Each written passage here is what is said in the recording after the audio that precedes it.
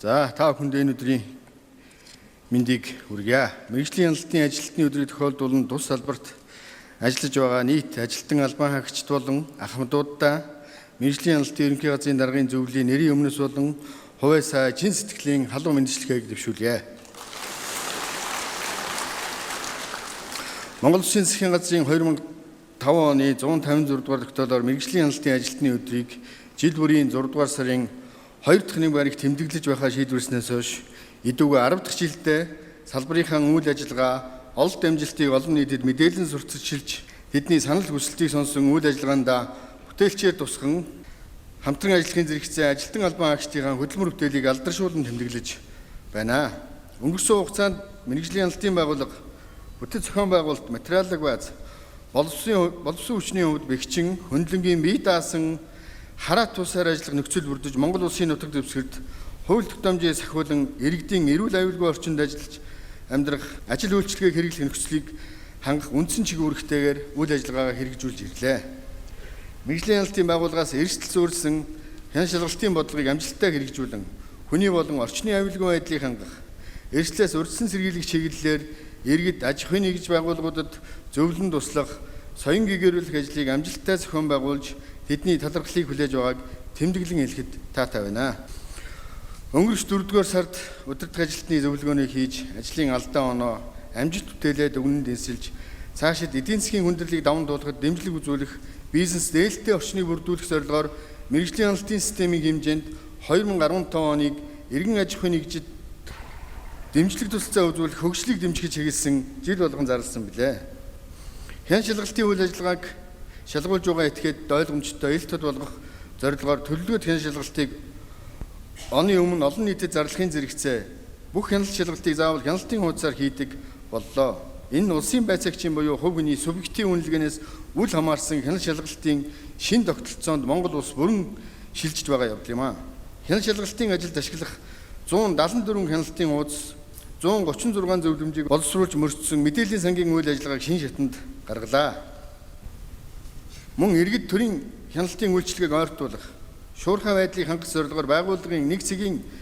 үйлчилгээг өргөжүүлэн бүх аймаг нийслэлд дүүргэж зөвлөгөө мэдээллийн төв байгуулж өдөр бүр иргэдийг угтан үйлчилж байх нь иргэдийн таашаалд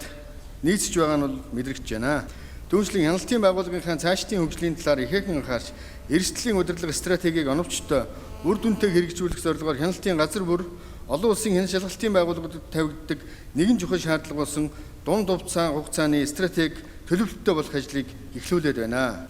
Энэ нь иргэн аж ахуйн нэгж байгууллагад эрсдэл өрчлөөс урьдчилан сэргийлэхэд зөвлөн тусалж тэдэнтэй хамт эрсдлээс урьдчилан сэргийлж хамтдаа хөгжих бидний зорилт биелэгдэхэд төхөн байх болно гэж үзсэн.